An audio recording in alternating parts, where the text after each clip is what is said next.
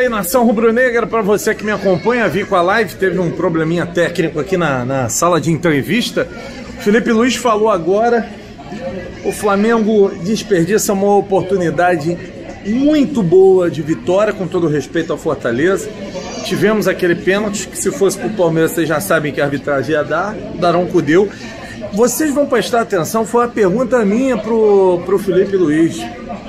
A pergunta é a seguinte, Felipe, o que você achou no lance do pênalti? É o que ele falou, quando tem interferência externa, vale a decisão do campo. E o Daronco tinha marcado.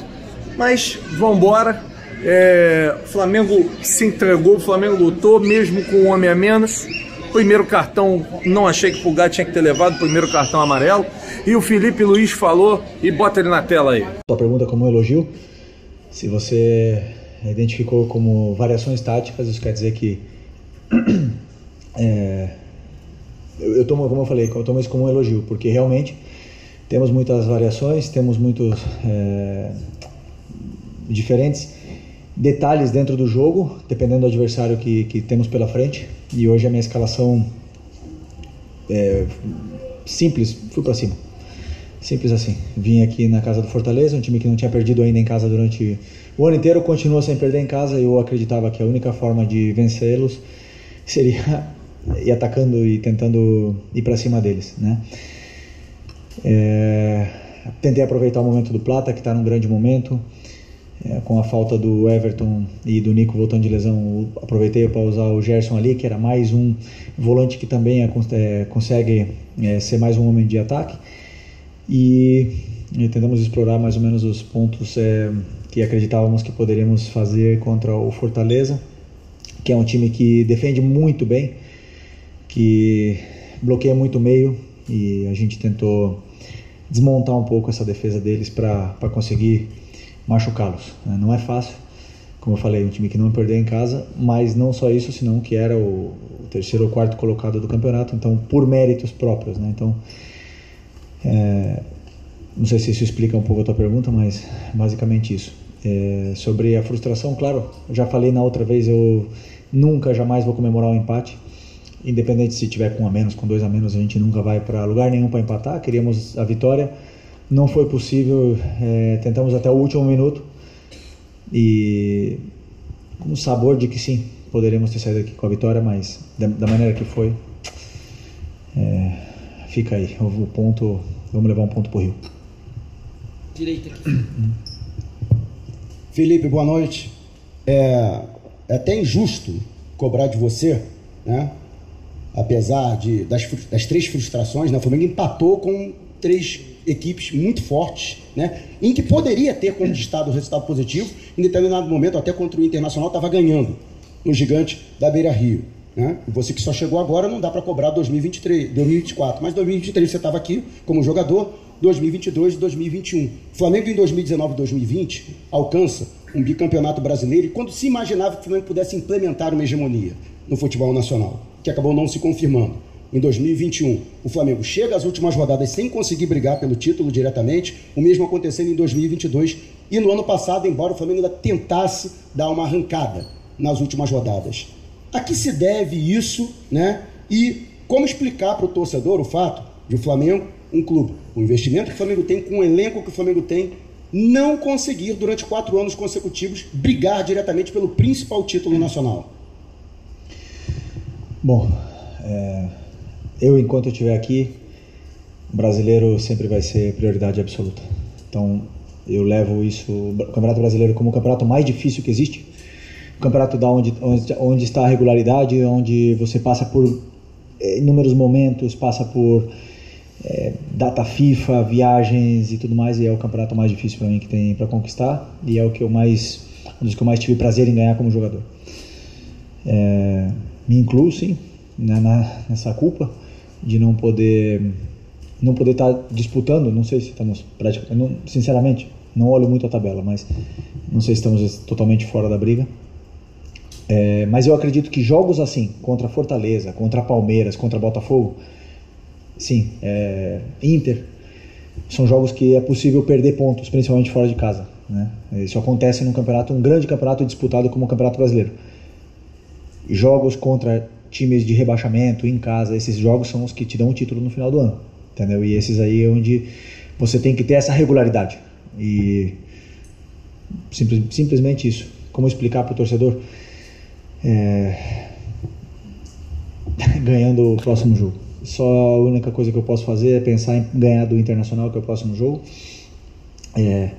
Tivemos a chance de ganhar 2 brasileiros, 2019 e 2020, como você falou. Outros anos não foi possível porque os adversários também competem, os adversários também têm prioridades e às vezes são melhores que você também passa por momentos ruins e às vezes um começo ruim ou alguma coisa que acontece você não recupera mais.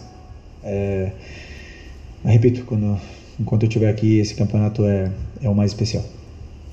Felipe, você já foi perguntado e repetiu algumas vezes, né, que você é um discípulo do Simeone, né, um cara que não aprendeu a não relaxar nunca, mas essa questão de chances de título realmente ficaram mais difíceis agora, até o Botafogo está ganhando, agora está abrindo 10 pontos, assim. Eu queria te perguntar o que você está projetando para esses 3 próximos jogos agora, Inter, Criciúma e Vitória, no teu trabalho mesmo, já de repente projetando um ano que vem, pensando, o que você está pensando em trabalhar para esses jogos, além, é claro, do desejo de vencer que você sempre quer? Bom, eu sinceramente não penso no ano que vem. A única coisa do ano que vem é preparar para a pré-temporada e isso é outra história, né? Eu penso no jogo do Inter. A partir de hoje, no avião, já vou começar a olhar o jogo do Inter, que jogamos contra eles, foi um grande jogo, um adversário que está, se eu não me engano, 15 jogos sem perder, e é a única coisa que me interessa, a única coisa que está no meu controle. Motivar os jogadores é fácil, porque eles estão com a camisa do Flamengo, eles mesmos se motivam. O compromisso dos jogadores hoje foi o melhor possível, e então vamos para ganhar do Inter, e depois do Inter vem Criciúma, e vamos para ganhar do Criciúma, e depois do Vitória, vamos para ganhar do Vitória. A única forma que eu entendo da vida é isso, tentando ganhar do próximo adversário que venha pela frente, e não pensar, por exemplo, em já testar um time para o ano que vem. Eu tenho que colocar os melhores, eu tenho que colocar os que estão treinando melhor, os que estão, ou que eu acredito que são os melhores para vencer aquele jogo, e com isso eu passo uma mensagem para o grupo, que quem tiver melhor vai jogar, que tem que trabalhar, tem que disputar a posição. Então ganhar do Internacional, a única coisa que está na minha cabeça. Boa noite, Marília Gabriela do Mosaico Esportivo. Como você avalia o seu comando sobre o Flamengo nesse momento? Obrigado. Quem tem que avaliar são vocês e os jogadores. Repito, não paro nunca para analisar. Estou muito feliz por ter conquistado um título, mas já falei outras vezes que a minha ambição é muito maior do que qualquer outra coisa e quero mais, então a avaliação fica aí para vocês. Tá bom. Boa noite, Felipe. Pedro Brando, torcida amiga. Felipe, hoje você não utilizou jogadores da base, algo que aconteceu, por exemplo, contra o Criciúma. Eu queria que você explicasse para a torcida essa estratégia, considerando a partida que o Matheus fez, por exemplo, e o próprio Guilherme também, que estreou com o pé direito. Então, foi estratégia devido ao adversário que você teve hoje, que é um adversário mais complicado até pela tabela? Cuiabá foi o jogo, não foi Criciúma. Okay. Não, simples, sentia que o jogo pedia jogadores desse porte, um adversário muito forte na sua casa, um jogo físico, um jogo onde tinha muita transição, muita ida e volta, e entendi que os jogadores que eu coloquei no campo para começar e os que entraram no segundo tempo foram os melhores em condições para poder vencer o jogo. Já vou repetir o que eu falei na outra entrevista. Para mim não importa se tem 16 ou se tem 40, se é da base ou se veio do Real Madrid, não me importa nada, não me importa se ganha mais, se ganha menos, vai jogar o que eu achar na minha cabeça, com que eu penso para o jogo, e o meu trabalho é esse, ler o jogo, fazer a leitura do que está acontecendo no campo e tomar as decisões. Se tem 16, se tem 17, se ganha mais, se ganha menos, não me importa nada, vai jogar quem eu achar que deve jogar para ajudar a equipe.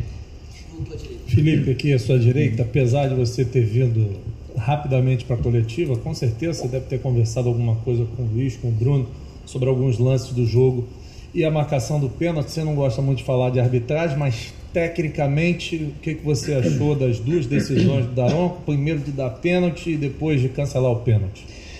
Vamos lá, para mim, já repito, foi o Daronco que apitou a gente contra o Corinthians, não foi? Lá. Adoro o Daronco, mas hoje ele fez uma arbitragem de árbitro do Campeonato Brasileiro de 1990. Apitou perigo de falta. E não tem nada mais que me irrita mais do que um juiz que apita perigo de falta, que apita 40 faltas que não são e que trava o jogo. Isso me destrói, me mata o campeonato. É chato para o telespectador, é chato para a gente. O jogo não anda e você quer intensidade, você treina para ter intensidade, o juiz não permite que tenha intensidade e apita perigo de falta. Isso para mim é pior que ele ter revertido pênalti, qualquer coisa. E aí agora vai a minha pergunta, o que a imprensa fala? Eu só vi no telão ali o lance, que foi ou não foi? Tu achou pênalti? Então, volto a repetir o que eu falei contra o Corinthians. Se tem dúvida na imprensa, se não é unânime a decisão da imprensa, então isso quer dizer que teve dúvida também no VAR. E se tem dúvida no VAR, tem que permanecer a decisão de campo. Acabou. Intervenção mínima. Essas duas coisas me irritaram hoje. O resto, os árbitros erram, os árbitros acertam. Mas eu aqui falo, por exemplo, sempre elogio o Klaus, o Davi que apitou no jogo contra o Inter, deixaram o jogo seguir. Só apitam falta quando é falta. E aí o jogador para de se jogar. E fica um jogo bonito, fica um jogo intenso. E como o Roger falou, o jogo mais bonito do Campeonato Brasileiro. Isso depende dos árbitros e tenho certeza que eles analisarão isso aí. Viram aí a fala do Filipe Luís, as falas do Filipe Luís. Eu gosto muito dessa intensidade do Filipe, essa vontade, essa gana de vencer. Muito bacana, vamos para cima, nação rubro-negra. Domingo, Maraca cheio, quase muitos ingressos já foram comercializados, vamos para dentro.